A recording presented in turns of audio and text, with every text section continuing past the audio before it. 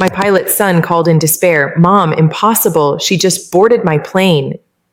Michael's voice, my youngest at 35, echoed in my ear, laden with a panic I had never heard before. I, Isabella, a 68-year-old woman who thought she had seen everything in life, felt my heart race with a force that made me stumble. It was a quiet Tuesday at my home in Dallas, Texas. The afternoon sun filtered through the kitchen blinds, painting golden stripes on the wooden floor as I prepared a chamomile tea, a small ritual of peace in the middle of the week. The phone rang, and Michael's name on the screen already gave me a slight start.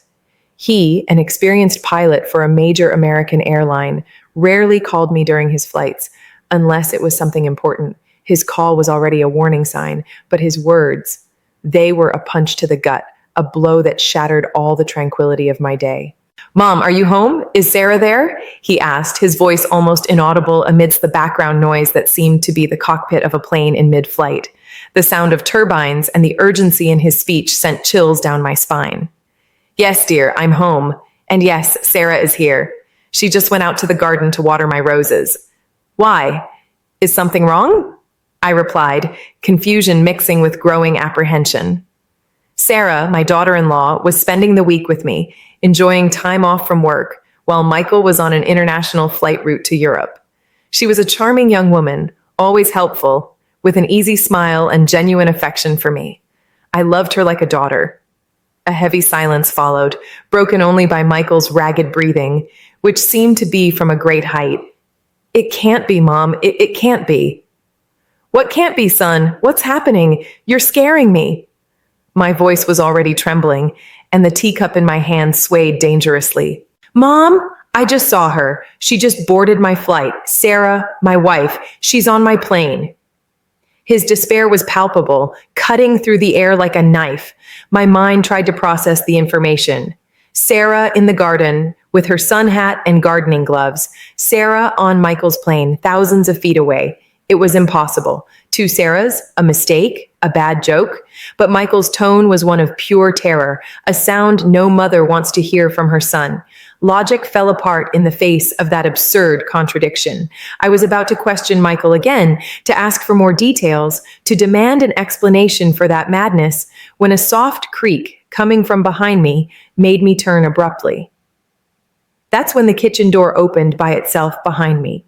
The creak of the kitchen door, which I had left ajar, made me jump. My heart, already racing from Michael's call, now pounded in my chest. The afternoon light, which had been soft, now seemed more intense, almost blinding, and the shadow cast on the kitchen floor seemed menacing. My mind, still in shock from Michael's words, struggled to understand what was happening. Who could be entering my house so silently? Was it a burglar? Or maybe it was Sarah returning from the garden, and it was all just a terrible misunderstanding. A fragile hope lit up within me. "Sarah? Is that you, dear?" I asked, my voice barely above a whisper. The phone was still pressed to my ear, and I could hear Michael breathing heavily on the other end of the line, oblivious to what was unfolding in my kitchen. The figure that emerged from the shadow was not a burglar. It was Sarah, my daughter-in-law. She stood there in the doorway with a gentle smile and a small metal watering can in her hand. Her blonde hair was slightly damp, and a few drops of water glistened on her face like dew. She wore the same light floral dress I had seen her in earlier, and her blue eyes, usually so warm, seemed a little distant, perhaps from the fatigue of gardening. "Yes, Isabella, it's me. The roses are beautiful today. I think the new fertilizer worked wonders," she said, her voice calm and melodious, in stark contrast to the chaos that was settling in my mind. I stared at her, alternating my gaze between Sarah's serene face and the phone in my hand, where Michael's desperate voice still mumbled something unintelligible. It was as if I were trapped in two parallel worlds, two realities that refused to coexist. How could she be here in front of me and at the same time thousands of feet up aboard a plane piloted by my son? The contradiction was so blatant that it made me dizzy. "Mom, are you still there? What's going on? I saw her, Mom. She's on flight 347 to London. I saw her with my own eyes," Michael shouted, his voice now clearer, more urgent. Sarah, hearing Michael's name, frowned. "Who is it, Isabella? Is it Michael? Is he okay?" Her question, so innocent and concerned, only deepened the abyss of confusion I was in. If she was here, who had Michael seen? And why was he so sure it was her? That wasn't the kind of mistake an experienced pilot would make. My mind began to race, searching for an explanation, a logic, anything that could stitch together those two ends of a crumbling reality. The air in the kitchen seemed thin, and I felt a shiver run down my spine, not from the cold, but from the feeling that something terribly wrong was happening, something that defied all my understanding. Michael's voice on the phone and Sarah's presence in my kitchen tied a knot in my throat. I couldn't speak, just alternated glances between my daughter-in-law, who watched me with gentle curiosity, and the device in my hand from which my son's despair radiated.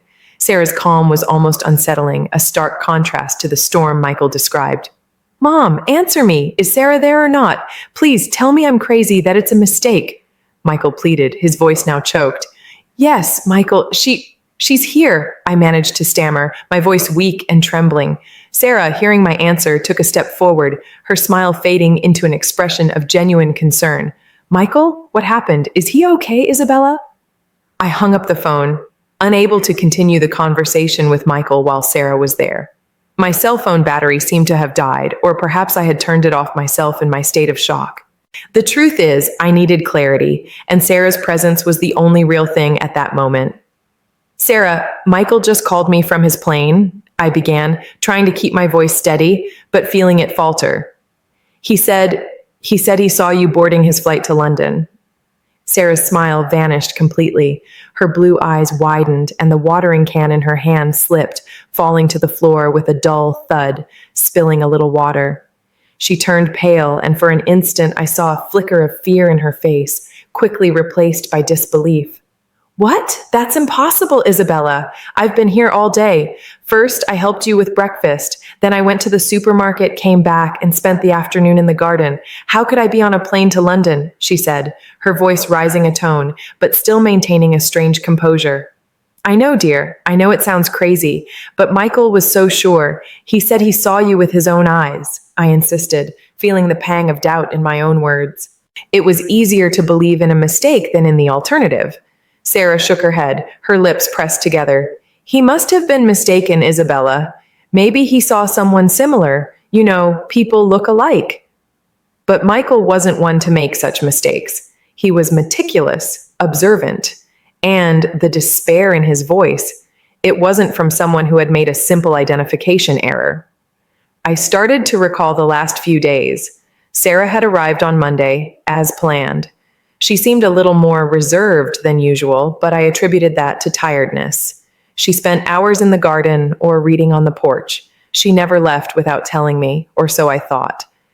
"Sarah, are you sure you didn't leave the house at any point today, besides the supermarket and the garden?" I asked, feeling a pang of distrust that embarrassed me. She looked at me, and her eyes, once distant, now seemed a little colder.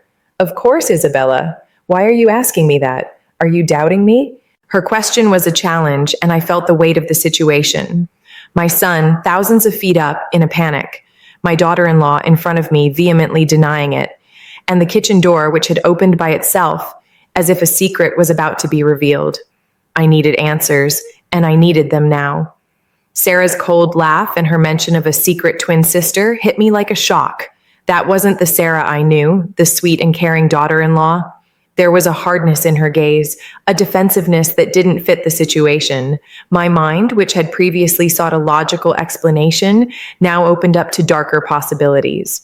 "Sarah, I'm not watching movies. I'm listening to my son in a panic and seeing you here, denying what he swore he saw," I replied, my voice now imbued with an authority I didn't know I possessed. "And I need to know the truth. Now." She crossed her arms, and an ironic smile played on her lips. "The truth, Isabella? The truth is you're old and confused. Your son is stressed, and I'm here in your house being accused of something absurd." The accusation hurt me, but it didn't shake me. I knew I wasn't confused. Michael's voice was clear in my memory, and the change in Sarah's behavior was undeniable. "If you're here, Sarah, then who did Michael see on his plane?" I asked, feeling a knot in my throat. She shrugged. "Like I said, someone similar, or maybe he saw what he wanted to see." What he wanted to see, I insisted. Sarah hesitated for a moment and her eyes flashed. Maybe he's tired of me, Isabella. Maybe he's looking for an excuse to get away. That insinuation shocked me. Michael and Sarah had a seemingly solid marriage, built on years of companionship. There were never any signs of trouble. That's ridiculous, Sarah. Michael loves you. He would never do something like that. I defended my son, feeling anger bubble up. Do you really know him that well, Isabella? Or do you only know the version of him he wants you to see? She retorted, and the question hit me hard. It was an old tactic to deflect attention, to plant doubt, but I wouldn't fall for it. I know my son, and I know you, or at least I thought I did, I replied, and my eyes swept the kitchen, looking for something, anything that could give me a clue. It was then that my gaze fell on Sarah's bag, casually tossed over a chair. It was a small travel bag, one she always used for short trips, and to my astonishment, there was a luggage tag hanging from it, an airline luggage tag, and the destination, London. My heart skipped a beat. Sarah, what is that? I pointed to the bag, my voice barely a whisper.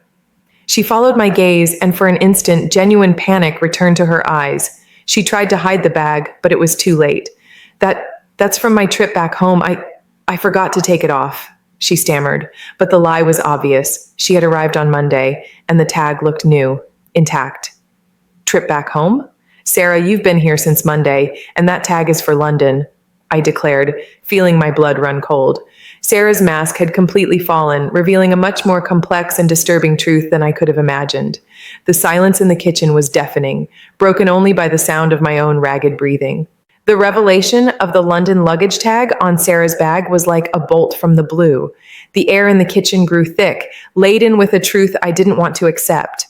Sarah, who until then had maintained a facade of calm and indignation, collapsed. Her eyes, once defiant, were now filled with a terror that sent a chill down my spine. Isabella, I can explain, she stammered, her voice failing. She tried to grab the bag, but I was faster, pulling it towards me. The tag confirmed my worst suspicions. Flight 347, destination London. The same flight Michael was piloting, the same information he had given me in his despair.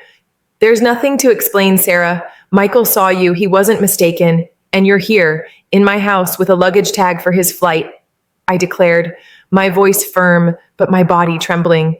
Who are you, Sarah? And what's going on? She flinched as if my words were physical blows. I'm not who you think I am, Isabella. Just then my cell phone rang again. It was Michael. His name flashed on the screen, a warning light amidst the darkness of that revelation. I hesitated, but Sarah, with renewed desperation, pleaded, don't answer. Please, don't answer.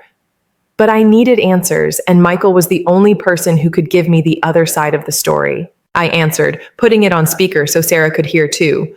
Mom, you hung up. I saw her again. She's in first class sitting in seat 1A. She's wearing the same floral dress Sarah wears. It's not a mistake, Mom. It's her, Michael shouted, his voice bordering on hysteria. Sarah, hearing Michael's description, closed her eyes tightly and a tear rolled down her face.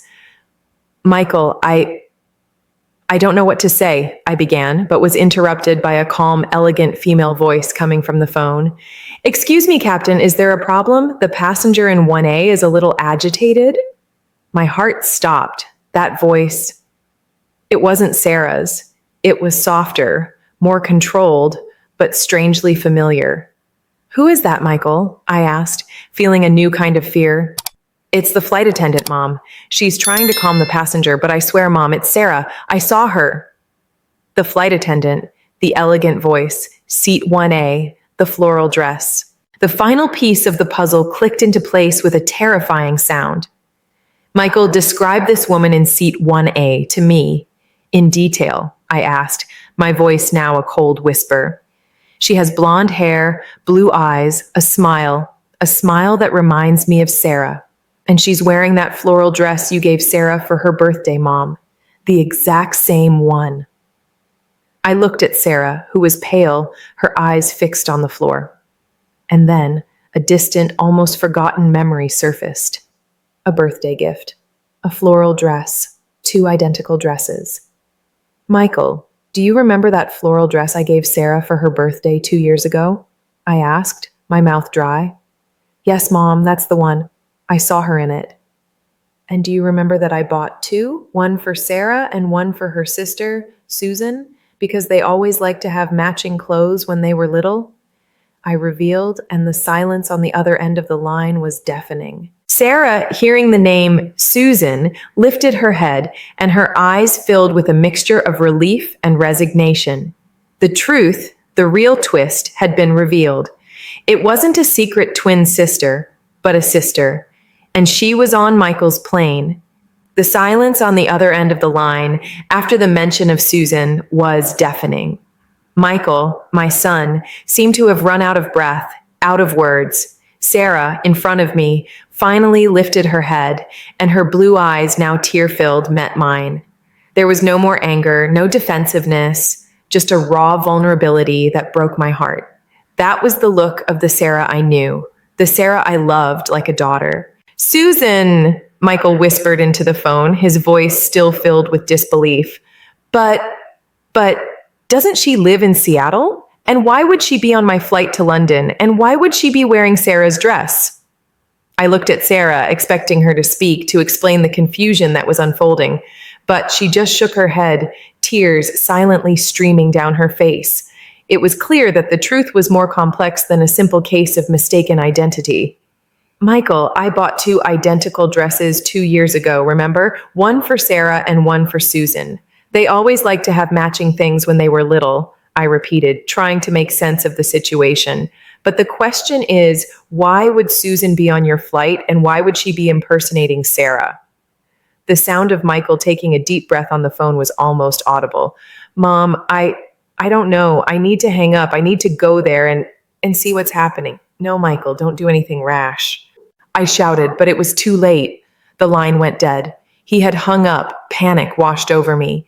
Michael, impulsive as ever, could cause a scene on board, jeopardizing his job and the safety of the flight. And Susan, what was she doing there? And why was Sarah so distraught? "Sarah, what's going on?" I asked, my voice now more urgent. "Why is Susan on Michael's flight? And why didn't you tell me anything sooner?" She sat down in the chair, her hands covering her face, and began to sob. I didn't want you to know, Isabella. I didn't want Michael to know. It's complicated." "Complicated how, Sarah? Your husband just saw your sister on his plane, dressed in your clothes, and you're crying here in my kitchen. That's not complicated. It's a nightmare," I exclaimed, feeling frustration and fear mingle. She took her hands from her face, and her red eyes met mine. "Susan, she's always been envious, Isabella. Always wanted what I had, my job, my friends, and Michael. And my mind tried to process that information. Envy? Susan? I remembered Susan as a shy, reserved young woman, always in the shadow of her more outgoing sister. But people change, and the idea that she could be trying to steal her own sister's husband, it was something I didn't want to believe. "Sarah, are you saying your sister is trying to, what, seduce Michael in the middle of an international flight?" I asked, disbelief in my voice. She shook her head. "It's not just that, Isabella. It's much worse. She's trying to destroy my marriage, and she's using Michael to do it." The revelation hit me like a thunderclap. It wasn't a mistake. It wasn't confusion. It was a plot involving my daughter-in-law, her sister, and my son. And I, Isabella, was about to be plunged into a family drama that promised to be more turbulent than any international flight. Sarah's words, "She's trying to destroy my marriage, and she's using Michael to do it," echoed in the kitchen, transforming the familiar space into a stage of intrigue. The image of the sweet and helpful Sarah crumbled, revealing a wounded and frightened woman caught in a web of family manipulation. My mind, which had previously sought a logical explanation, now opened to the dimension of betrayal. "Sarah, please explain it to me from the beginning. What is Susan doing, and why didn't you tell me anything sooner?" I asked, feeling an urgent need to understand every detail of that story. She took a deep breath, trying to control her sobs. "Susan has always been different, Isabella, since childhood. She always felt inferior, always wanted to be me. When Michael and I started dating, she became obsessed with him. I tried to ignore it. I thought it was a phase."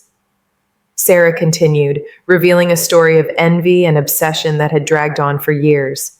Susan, the younger sister, had always lived in Sarah's shadow. When Michael entered Sarah's life, Susan's envy turned into something darker. She began to approach Michael under the guise of being a family friend, but with hidden intentions. She started sending him messages, Isabella, innocent messages at first, asking about work, about flights. Then the messages became more frequent, more personal. She asked about our problems, about our arguments. She played the confidant, Sarah confessed, her voice choked. I remembered a few times when Michael mentioned that Susan was very attentive and always worried about him. I had interpreted that as a sign that he had a good relationship with his sister-in-law, something that made me happy. Now, the innocence of those memories turned into a dark premonition. And Michael, did he notice anything? I asked, feeling a tightness in my chest. No, Isabella, he's naive. He always believed the best in people. He saw Susan as a sister, a friend. He never imagined she could have ulterior motives, Sarah replied, and the pain in her voice was palpable. I tried to warn him a few times, but he always told me I was being paranoid, that I was jealous of his relationship with my sister. Sarah's story unfolded like a movie script, but it was my family, my life. Susan had infiltrated Michael's life, planting seeds of discord, undermining the trust between the couple. But what is she doing on his plane, Sarah, and why is she dressed like you? I insisted, returning to the crucial point of that morning. Sarah hesitated, and her eyes filled with a new kind of fear.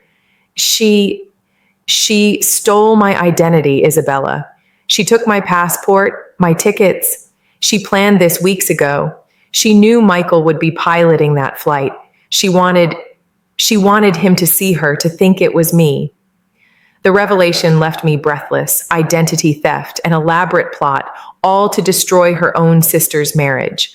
The malice behind that act was shocking. But why, Sarah? Why would she do something so cruel, I asked, feeling anger bubble up in my chest. Because she wants Michael, Isabella. She always has.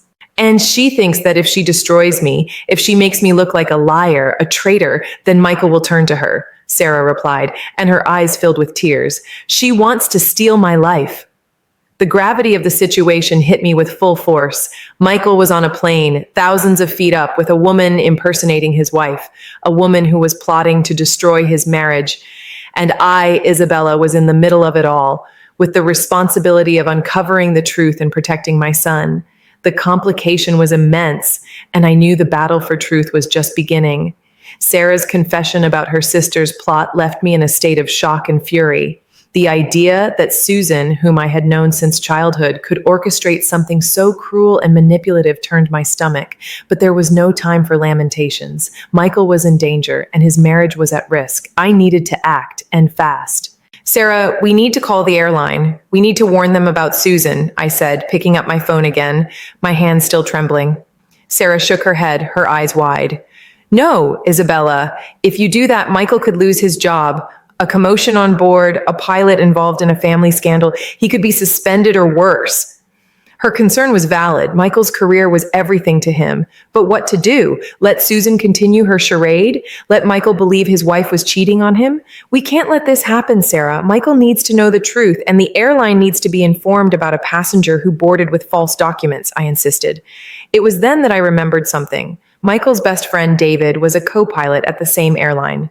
He was off duty this week, but he was the most sensible and trustworthy person I knew to handle such a delicate situation.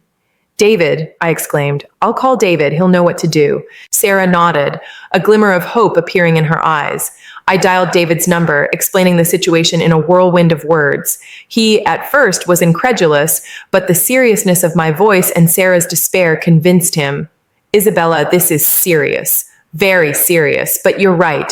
We can't let Michael act impulsively, and flight safety is paramount, David said, his voice calm and professional, which brought me momentary relief.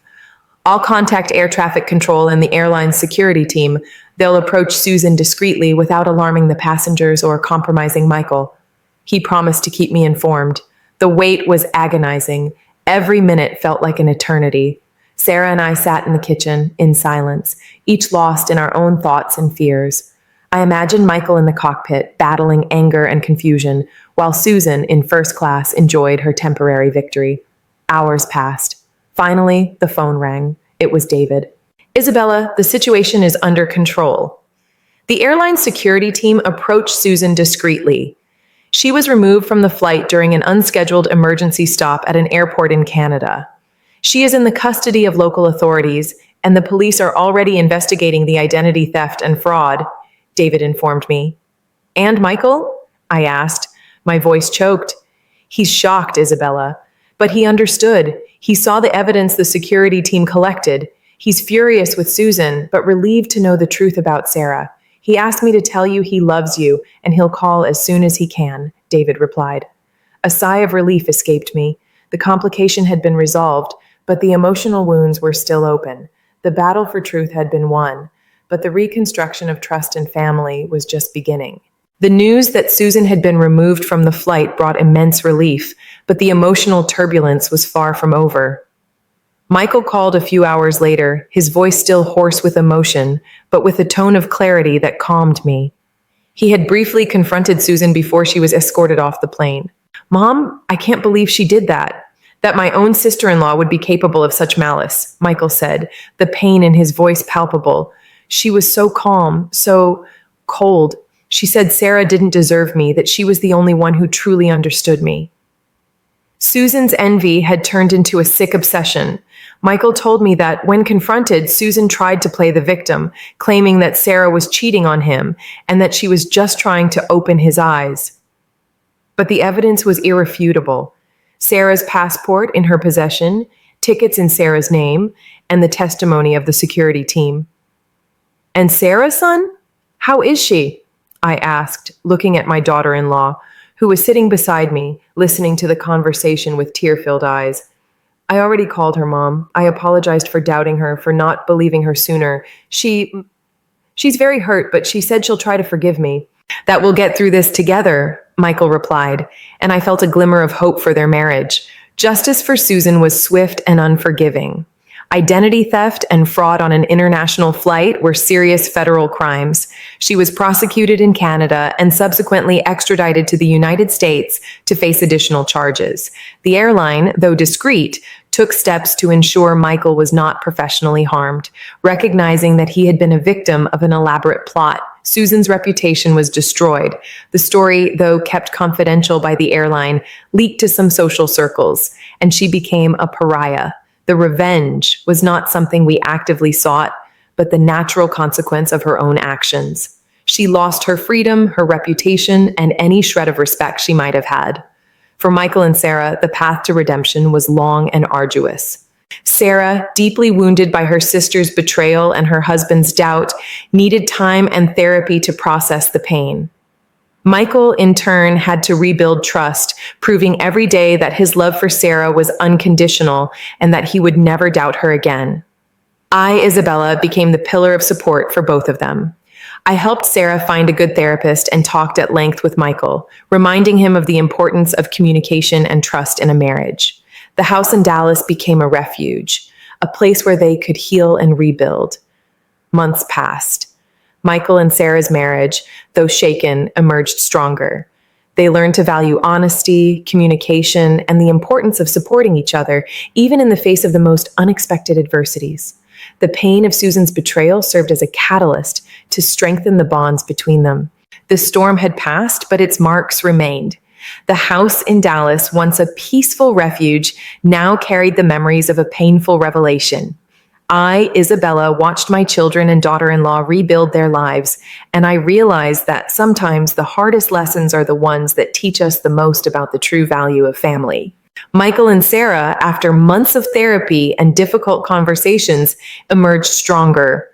Their marriage, which seemed to have been destroyed by Susan's envy, was rebuilt on a foundation of unwavering honesty and trust. Sarah, who was once more reserved about her feelings, learned to open up, to express her pains and fears. Michael, in turn, learned to listen, to trust his intuition, and to protect his wife more actively. Susan, on the other hand, faced the consequences of her actions. She was convicted of fraud and identity theft, serving time in a federal prison. Envy and obsession led her down a path of self-destruction, and she lost everything Sarah had, and much more. Justice, though painful, was served.